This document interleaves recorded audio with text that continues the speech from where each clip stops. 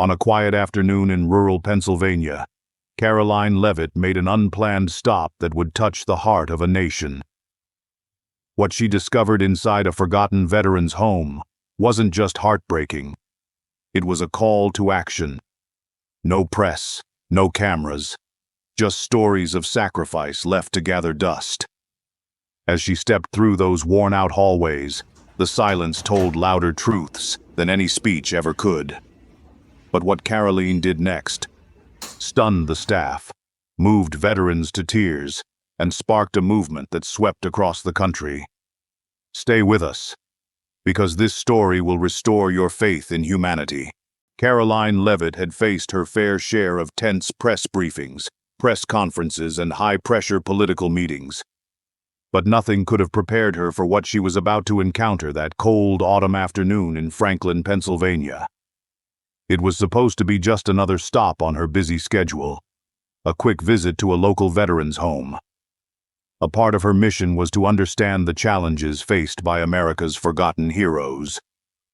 But what she found at the Franklin Veterans Home was something far more profound and heartbreaking. As the black SUV carrying Karoline pulled up to the small, unassuming building nestled in the heart of this rural town, the chill of the Pennsylvania air felt even colder, and the stillness of the environment was almost suffocating. The street was quiet. The only sounds were the crunch of fallen leaves underfoot and the distant hum of a few passing cars. There was no festive signage, no crowds gathered to welcome her, just the stark reality of a facility that had been largely forgotten. Inside the Franklin Veterans Home, the scene was even more grim. The dimly lit corridors stretched on, filled with the faint beeps of life support machines and the occasional murmur of tired nurses. The scent of antiseptic hung in the air, mingling with the quiet rustle of hospital sheets. This was not the image of a proud, honored veterans' home that Karoline had imagined. Instead, it was a facility overburdened, neglected, and struggling to care for the very men and women who had fought to protect the freedoms America cherished. As she stepped out of the car, Karoline was immediately struck by the sense of abandonment in the air. There were no family members waiting in the lobby, no volunteers eager to lend a hand. The place had an aura of loneliness, as though the very walls had given up on the dreams they were meant to protect. Karoline's heart sank, and she couldn't shake the feeling that this was a place where memories, hope, and gratitude had all been left behind. She was greeted at the entrance by Dr. Stan Murdoch, an older man with graying hair and a kind but cautious expression. Karoline immediately sensed his reluctance, a guarded demeanor born from years of watching politicians come and go. He had seen them all, the high-profile visitors, the politicians, the supposed saviors, each promising change, only to disappear once the photo op was over. "Can I help you, Ms. Leavitt?" Dr. Murdoch asked, his tone polite but skeptical. Karoline smiled gently, trying to put him at ease. "I'm here to meet the veterans. I don't want any cameras, no speeches. I just want to hear their stories and see what I can do to help." For a moment, Dr. Murdoch stared at her, as if weighing whether she was just another politician passing through. Finally, he sighed and nodded. "Follow me, then. But I'll warn you, it's not what you expect." The corridors of the veterans' home were narrow and cold, the kind of place that might have once been filled with laughter and companionship, but now felt like a ghost town. The occasional voice could be heard from behind closed doors, whispers of forgotten lives. Karoline's shoes echoed on the tile floor, the only sound breaking the stillness of the facility. Every step she took seemed to amplify the weight of her surroundings, and she couldn't help but feel the weight of every life that had passed through this building, now long gone. They passed by several rooms where soldiers lay, many of them either deeply scarred physically or emotionally, some staring vacantly at the ceiling, others lost in their own thoughts. Karoline couldn't help but stop at each door for a moment, trying to connect with each person in her own way. but no words came. What could she say to people who had given everything and now found themselves left in the shadows of society? After a while, Dr. Murdoch led her to a quieter, more secluded section of the building. The air here was even heavier, filled with the quiet hum of machines and the occasional distant cough. This, he told her, was where the most neglected soldiers lay. No visitors, no family. Some hadn't had a visitor in months, perhaps even years. This was the true forgotten part of the home, the area where the soldiers who had given the most were now treated like they were invisible. No one knew their names. No one cared. Karoline felt a deep pit form in her stomach. This was not just a lack of visitors. This was a lack of care, a lack of respect for the sacrifices these men and women had made. Her heart ached for them, and for the first time since arriving at the hospital, her confidence faltered. She had spent years fighting for the cause of her country, but this was different. These were not just abstract political issues. These were real people, struggling to survive without the support they deserved. "Who should we start with?" Karoline asked, her voice breaking through the silence. Dr. Murdoch didn't answer right away. He gestured toward the farthest room in the corridor. "Start with him," he said, his voice low. "James Carter. He's been here the longest, lost both legs in Afghanistan. He doesn't talk to anyone anymore." Karoline followed Dr. Murdoch's gesture to the end of the hallway, where the faint light from an overhead bulb illuminated a small, dimly lit room. She paused for a moment, steadying herself before entering. Inside, she found James Carter, a young man who couldn't have been much older than 25, lying in a hospital bed. The remains of an explosion had taken both of his legs, and the trauma had taken much more from him. His eyes were empty, staring blankly at the ceiling. Karoline felt a sharp pang in her chest. This wasn't just a soldier. This was a human being, a person who had given up everything, only to be forgotten in his darkest hours. "Who are you?" he asked, his voice dull and distant.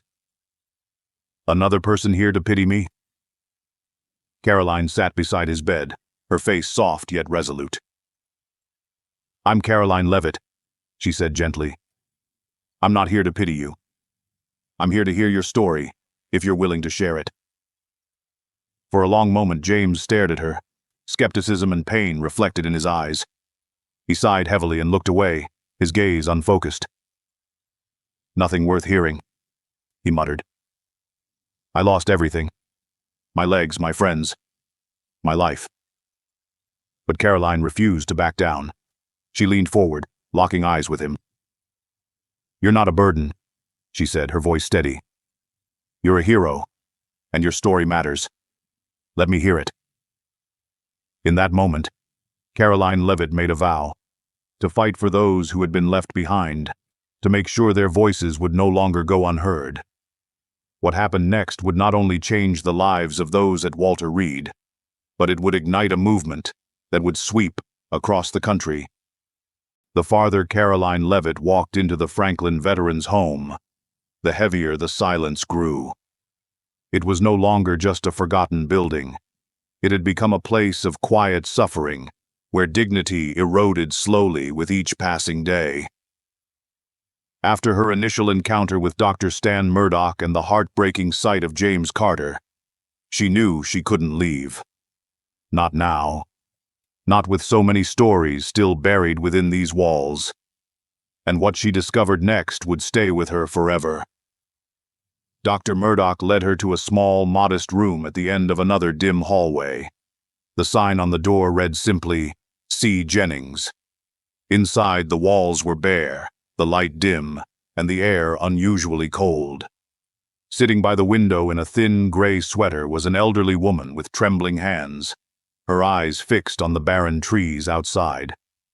She looked fragile, but there was something in her posture, dignity perhaps, that hinted at the life she had once lived. "This is Dr. Clara Jennings," Dr. Murdoch said quietly. Field surgeon. 2 tours in Afghanistan. Saved more lives than I can count. Now, Parkinson's. No visitors. No family. Karoline approached slowly, not wanting to startle her. "Hello, doctor."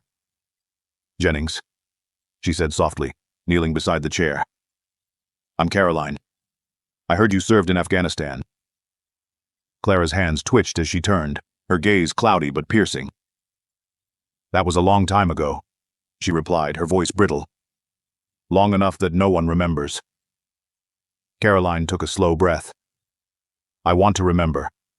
I want others to remember too." There was a pause.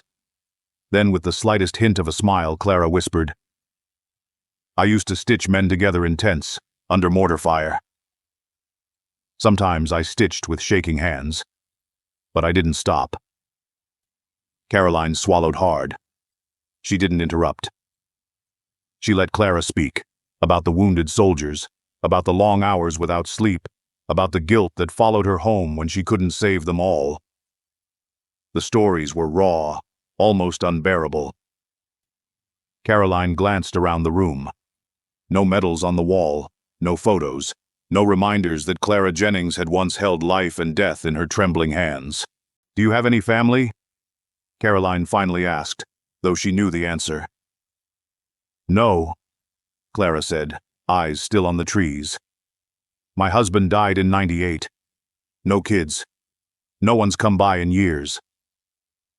It hit Karoline like a blow to the chest.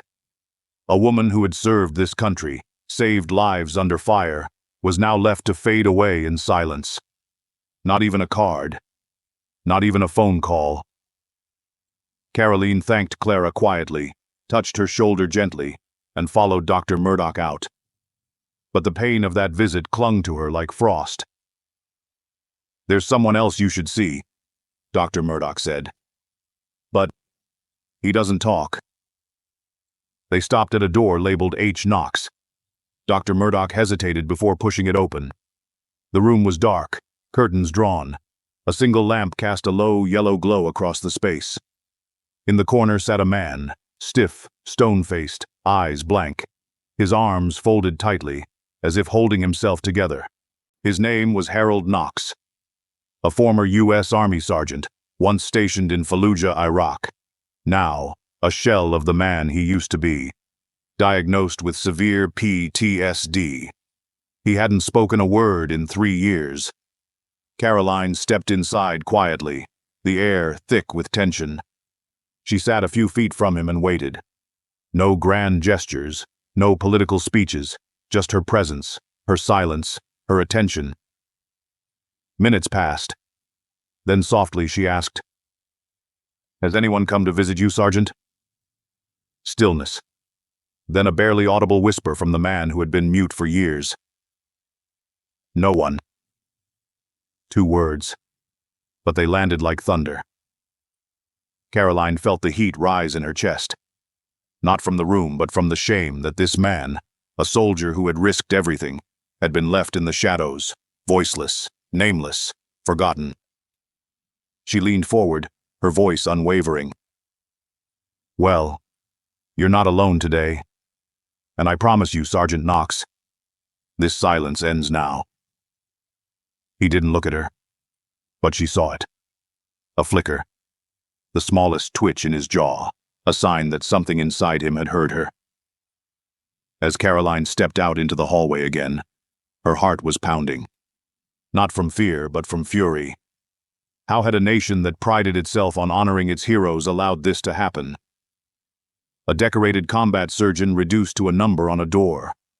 A war-hardened sergeant silenced by trauma, dismissed as broken. She turned to Dr. Murdoch. "Does anyone check on them? Volunteers? Local organizations?" He shook his head. "Not regularly. People mean well, but they forget. And we don't have the funding to do more." Karoline clenched her jaw. That's going to change. At that moment, she didn't care about schedules or political optics. This wasn't about party lines. It was about human dignity. About lives once given to service now withering in obscurity. Later that night, back in her hotel room, Karoline sat by the window, unable to sleep. The faces of Clara and Harold haunted her, not because of what they said, but because of what the world refused to say to them anymore. Thank you. You matter. We see you. She opened her laptop and started drafting a proposal, not to her staff, but directly to the American people. She would tell their stories, with no filters, no spin, just truth. Because some wounds don't bleed. They stay silent. And it's time someone shouted on their behalf. The next morning at the Franklin Veterans Home began like any other. Quiet, slow, heavy. But for Karoline Leavitt, it marked the start of something deeper. Something she hadn't planned, but now felt deeply called to do. After her heartbreaking conversations with Dr. Clara Jennings and Sergeant Harold Knox, she couldn't sleep. She'd sat up in the small visitors' lounge with nothing but a cup of lukewarm coffee and her thoughts. These weren't just neglected veterans. These were living archives of American sacrifice, each holding a piece of history no textbook could teach. And no one was listening. But she would. Karoline wasn't here to perform. She wasn't here for political capital or viral moments. She was here to listen. And more than that, she would record. She didn't bring in a camera crew, no lighting, no makeup, no speechwriters. Just her phone, held in both hands like a sacred tool. She decided right then to sit down with anyone who would let her. Not to interview, not to question, but to simply listen. And let America hear their stories, raw and real, like a sacred archive of honor long forgotten. Clara was first. She was hesitant, but her hands, frail from Parkinson's, had a surprising steadiness when she spoke. She told Karoline about stitching up soldiers in field tents in 1971, with mortar rounds shaking the earth outside. She told her about writing letters home for dying men who could no longer hold a pen. As Karoline recorded her voice, cracked and trembling but strong in truth, tears quietly rolled down her own cheeks. Clara didn't ask for pity. She only asked for remembrance, but Harold was different. Since her first visit the day before, he hadn't said a word. Not to her. Not to anyone. For 3 years, he'd sat by the window of room 112, his eyes distant, his lips pressed shut like they were guarding a battlefield still raging inside. That morning, Karoline asked the nurse if she could sit with him for a while. The nurse, a kind woman named Ellen, simply nodded. "He won't talk," she warned softly. "But he might let you sit there. That's more than most get." Karoline nodded, walked in, and sat down in the chair by his bedside. She didn't speak. Not at first. She didn't ask about Iraq or his medals. She didn't ask why he had stopped talking. She just sat. The clock ticked. The sun crawled higher. Minutes turned into nearly an hour. The silence wasn't uncomfortable. It was sacred. She didn't move. She didn't fidget. She just let him be. And then it happened. 40 minutes in, his voice came like a whisper from another world. "Are you really here for us?" Harold said, his voice raspy, dry, like wind scraping over desert rock. Karoline didn't startle. She simply turned to him and met his eyes. "Yes," she said quietly. "I am." He looked at her for a long moment. His lips trembled. They all left. The press, the candidates, they come, they go. We stay. Forgotten. Her throat tightened, but she didn't break. "I'm not leaving," she said. "And I'm not forgetting." He stared out the window again, the silence between them heavier now, but not hopeless. Then he said something that would change everything. "You really care?" She nodded, pulling out her phone, almost nervously. "Only if you want," she said gently. "But would you let me share your story?" He paused. The silence stretched like a breath before a battle charge. And then, slowly, almost reluctantly, he nodded. Karoline's hands didn't shake, though her heart raced. She tapped record. The red circle blinked on, and for the first time in over 3 years, Sergeant Harold Knox began to speak. It started slowly, short sentences, long pauses, like rusty hinges trying to open after years of rain. He talked about the day he deployed, about the pride in his father's eyes as he saluted him goodbye, about the heat of Iraq, the roadside explosions, the friends he lost. He talked about the screams that still echoed in his dreams, about returning home to a silence louder than the gunfire, about standing at his apartment door and realizing no one was inside waiting for him anymore. Karoline didn't interrupt. She let every word fall, gently, like rain on dry ground. He described his spiral, how he stopped calling people, how he skipped appointments, how he came to this facility and made a silent vow never to speak again. What's the point? He'd asked himself then. No one's listening. But now, someone was. As the story spilled forward, his posture changed. His shoulders, once hunched, began to square. His voice, once barely audible, grew louder, steadier. His eyes, once dull, began to burn. At the 45-minute mark, Karoline stopped the recording. Harold looked at her, his face half shocked. "You really recorded all that?" he asked, almost disbelieving. She nodded, her smile small but sincere. "And if it's okay with you, I want to share it. Not for politics, not for likes, but so the nation finally knows what it forgot." He sat back in his chair. "You really think they'll care?"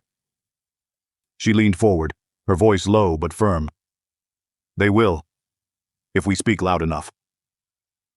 That night, Karoline posted a short clip, just 30 seconds, of Harold's voice saying one line.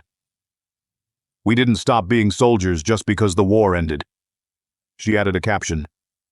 "You've heard from politicians. Now hear from our veterans." Within hours, the video was viewed over 200,000 times. By morning, it had cracked 1 million. Comments flooded in. Veterans thanking Harold. Children saying they showed the clip to their parents. Grandparents writing, "I remember that war too. Thank you for sharing." But none of that mattered as much as what happened back in room 112. The next morning, Harold was sitting by the window again. This time his door was open. And this time, when the nurse walked in, he looked up and said softly, "Morning, Ellen." The early morning sunlight in Franklin hadn't yet touched the windowsills of the aging veteran's home when Karoline Leavitt pressed upload. She'd stayed up most of the night, alone in the corner of her small guest room with a blanket over her shoulders and her phone balanced on her knee. Her hand trembled slightly, not from fear but from the weight of what she was about to share. The video was raw, no music, no filters, just a quiet conversation between a woman who listened and a soldier who finally broke years of silence. Title: just 7 words. Meet the Americans their country forgot. Within an hour, the video had already begun to ripple across platforms. Karoline wasn't watching the numbers. She was already back inside the veteran's home, sitting with Clara as she organized medications and Harold as he prepped to visit the therapy room again. But Matt, her longtime communications advisor back in D.C., was watching everything. At 7:46 a.m., he called her. "You're trending," he said breathlessly. "And not just on one site. TikTok, X, even Facebook. The video has over 1 million views already." By noon, it had passed 2 million. The hashtag number sign "still here" exploded across American social media. Seniors reposted it with heartfelt captions like, "My brother served in Iraq and never got the care he deserved," while Gen Z users added stitched videos reacting to Harold's story, many in tears. A viral duet showed a teenager from Kansas simply whispering, "I didn't know they were forgotten. I didn't know." Another video featured a group of middle schoolers in Texas holding hand-drawn signs. "We see you now. Thank you." Karoline hadn't asked for a movement. She'd only wanted their stories to be heard. But when a message is real, when it's raw, honest, and drenched in integrity, it spreads like wildfire. The power of her video wasn't just in what was said. It was in what wasn't. In the quiet of Harold's voice, in Clara's trembling hands, in the way Karoline never once interrupted, never once redirected the camera toward herself. CNN ran a headline just before the evening news. "Veterans abandoned. Viral video sparks outrage and action." Within hours, Fox News picked it up too, labeling it a long overdue wake-up call. On both networks, clips of Karoline's visit aired side by side, an extraordinary moment of rare unity in today's divided media. The story was breaking barriers that politics never could. Back in Franklin, the staff could hardly believe it. Emily, the front desk nurse, had answered over 300 phone calls by the end of the day. Some were local, but many came from across the country: Ohio, Arizona, Georgia, even Alaska. "I just saw the video," one caller said, voice trembling. "Is there any way I can help? Do they need blankets, books, letters?" By that afternoon, the facility's email inbox was overflowing. One message was from a retired history teacher in Vermont, offering to come down and run a storytelling workshop for the vets. Another was from a small church in South Dakota, raising funds for new wheelchairs. Then came the biggest shock: a call from the Department of Veterans Affairs. Karoline took that one in the hallway, pacing slowly beneath the faded American flag that hung near the entrance. The VA regional director's voice was tentative but clear. "We're reviewing funding options," he said. "That video, it opened a door we've neglected for far too long. We'd like to schedule a formal site visit." But perhaps most stunning of all was a letter overnighted directly to the home, arriving the very next morning. It was handwritten on White House stationery.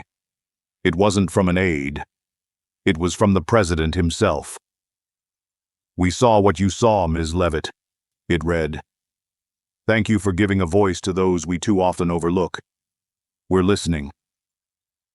Karoline shared the letter with Harold, placing it gently in his lap. For a long time, he stared at it in silence, then slowly reached for his cane. "They forgot about us," he whispered. "But now, maybe they'll remember." In the background, Clara was wiping down an old piano donated decades ago. She looked up, her voice barely audible. "Maybe it's not about them remembering. Maybe it's about us being brave enough to remind them." That evening, Karoline stepped outside for fresh air. The Pennsylvania sky stretched wide and golden above the town. Across from the building, a small crowd had gathered, not for protest, but for praise. Veterans, teachers, truck drivers, nurses, and high school kids stood holding signs with messages like, "You matter," and "Still fighting for you." Someone had even brought a guitar, softly strumming "America the Beautiful." Karoline didn't say much. She didn't need to. But inside, she knew this was no longer just about one small home in Franklin. This was about a system, a generation, a forgotten promise. And now, it was being remembered. The air in Franklin, Pennsylvania had changed. What once hung heavy with the weight of abandonment was now stirring, almost humming, with something new: purpose. And it had all begun with a single unplanned visit. Karoline Leavitt never expected that her detour to a neglected veterans' home would ignite a movement. But that's exactly what it had become.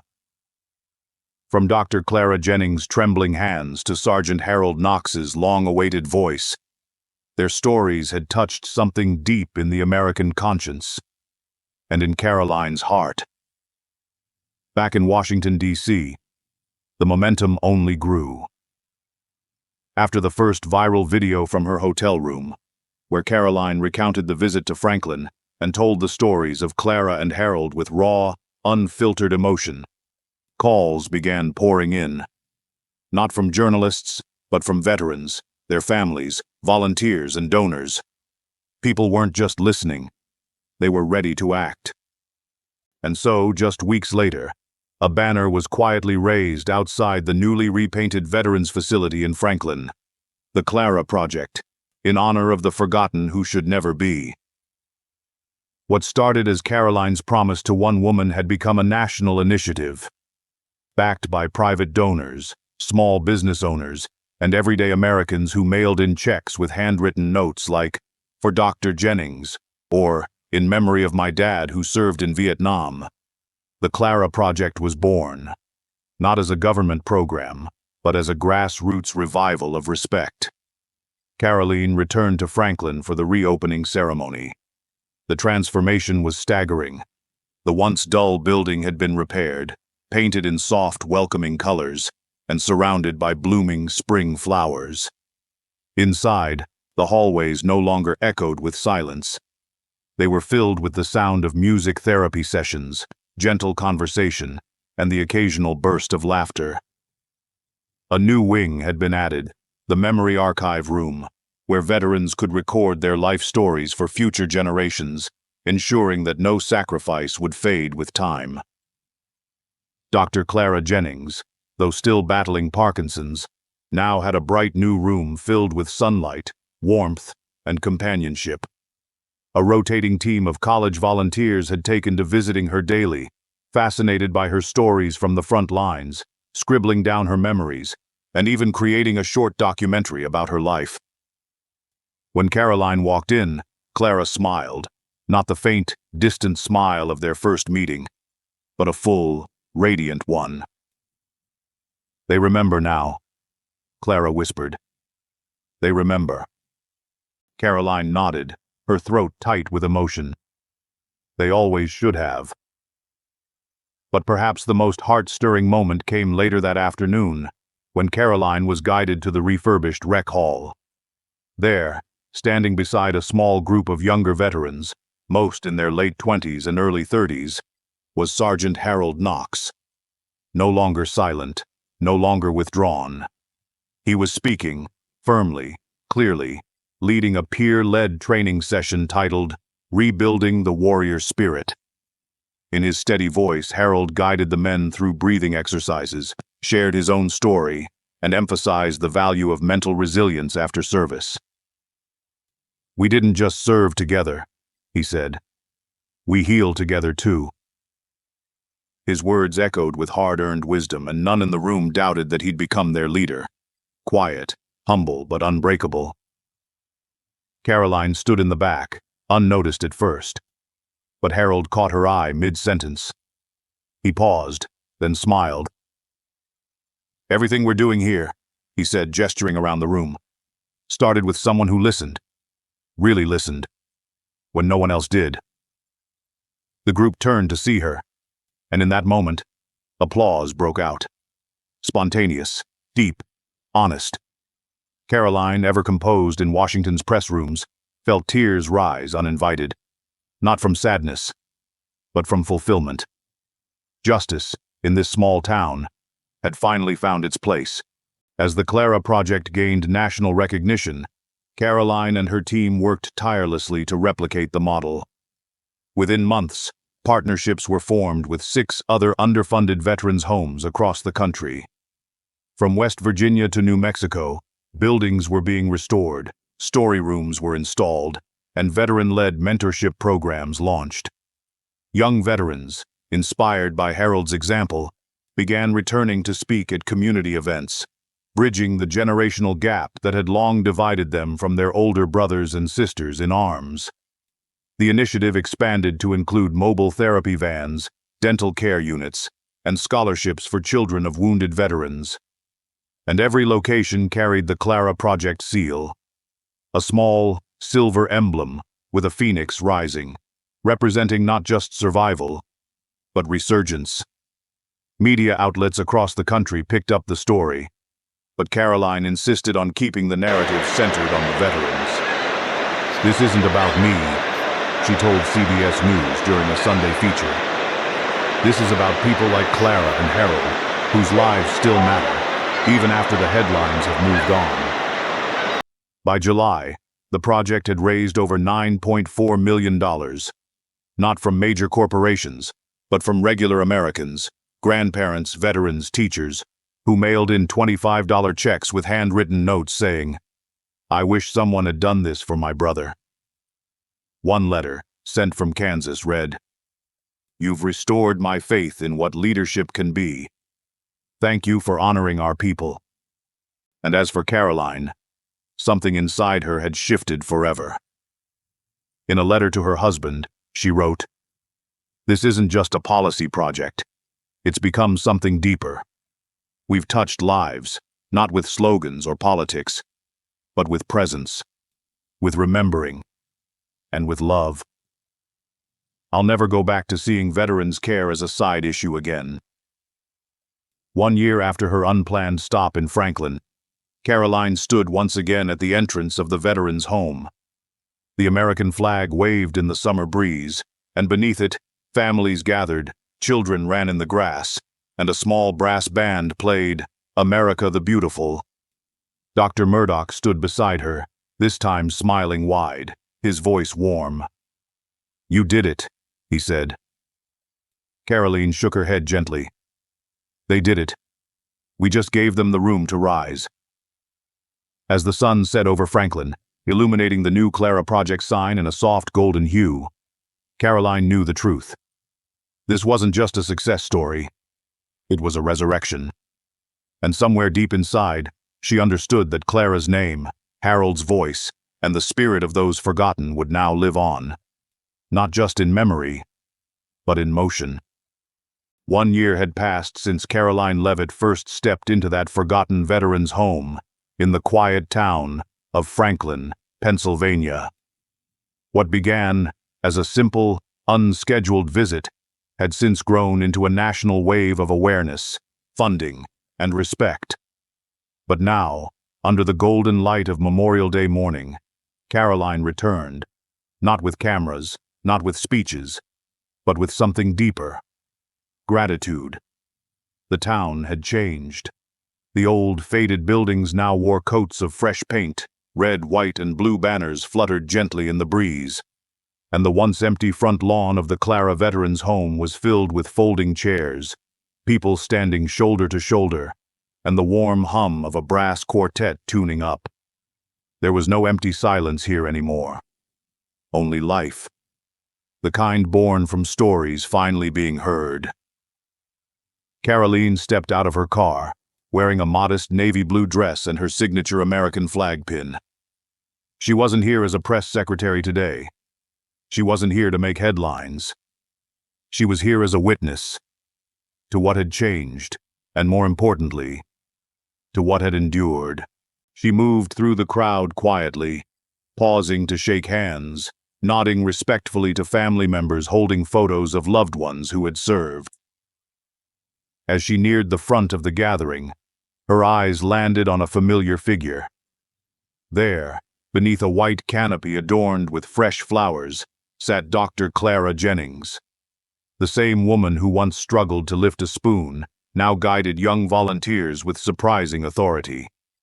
Clara, in her wheelchair, had become the beating heart of the home, organizing art therapy sessions, poetry nights, and the popular Memory Hour, where veterans recorded their stories for the Clara Project's National Archive. When Karoline approached, Clara's face lit up like a sunrise. "You came back," she said, her voice thin but strong. Karoline leaned down and wrapped her arms around her, tears stinging the corners of her eyes. "I wouldn't be anywhere else." Clara held her hand tightly, her fingers trembling not from weakness, but from feeling. "I'm still here, still working." She smiled, glancing toward a group of young high school students sketching portraits of veterans. "They need to know we're not ghosts in uniforms. We're people.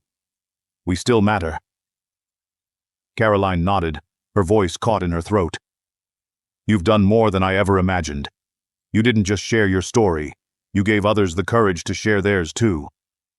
As the ceremony began, Karoline made her way toward the flagpole where dozens had gathered. There, under the American flag raised to half-staff, stood Sergeant Harold Knox. No longer the silent man hiding in shadows, Harold now wore a crisp blazer over his decorated uniform shirt, standing with quiet dignity as he read off the names of fallen comrades. His voice no longer wavered. It rang with purpose. When he saw Karoline, his eyes softened. They shook hands, no words exchanged, only a grip that spoke volumes. The same man who once hadn't spoken for 3 years was now leading others toward healing. Around them, families listened. Children held flags. Old men saluted with trembling hands. There was no political grandstanding here, just remembrance and the presence of a woman who had helped make it all possible.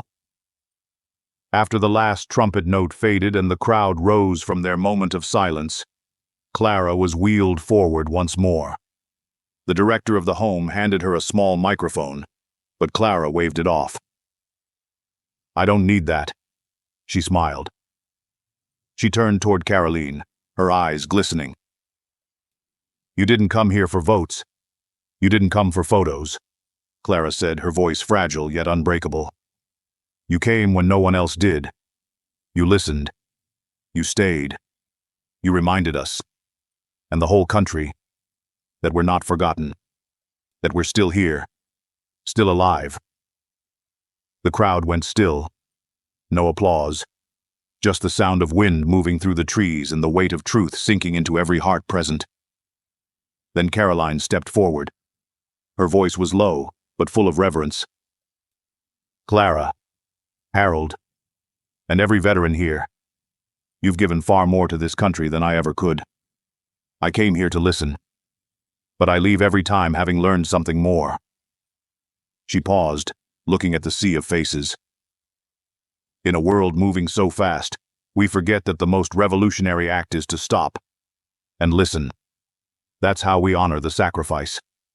That's how we restore the soul of a nation. From the crowd, a slow, respectful applause began. It wasn't explosive or performative. It was sincere. Hands clapping, tears glistening, hats lowered over hearts. They weren't just honoring Karoline. They were honoring what she stood for. That afternoon, Karoline visited the new Clara Memorial Garden behind the home, where rose bushes bloomed near stone plaques, etched with the names of veterans whose stories had been told through the Clara Project. A small marble bench bore an inscription. They were never forgotten. They were waiting to be heard. Children from the local elementary school were there, planting new flowers and reading stories aloud to some of the residents. One little girl, no older than 9, ran up to Karoline and handed her a drawing, a picture of a soldier in a wheelchair, surrounded by smiling faces. "This is Miss Clara," the girl said proudly. Karoline knelt and hugged her. "You're helping keep her story alive." That evening, as the sun dipped behind the hills of Franklin, casting long shadows over the fields, Karoline sat quietly beside Clara and Harold on the front porch of the home. No cameras, no speeches, just the sounds of birds settling and flags rustling in the soft wind. Harold broke the silence first. "Never thought I'd be leading anything again," he said with a quiet laugh. "Guess I was wrong." "You were always a leader," Karoline said, smiling. "You just needed someone to remind you." Clara looked up at the sky, then back at Karoline. "Promise me one thing," she said. "Anything," Karoline replied. "Don't let them stop listening." Karoline nodded, her voice barely a whisper. "I won't." And with that, the story that had begun with a forgotten visit ended not in sorrow or regret, but in purpose. A full circle of faith restored, voices reclaimed, and dignity renewed. In a world that often forgets its quiet heroes, this story reminds us that listening is more powerful than speeches, and presence more healing than promises. Karoline didn't arrive with a press team or a headline. She came with sincerity. And that simple act of truly hearing changed lives. It teaches us that no one is ever too old or too forgotten to matter. If this touched your heart, leave a comment, share your thoughts, and subscribe to our channel so more stories like this can find the light they deserve. Let's never let silence have the last word.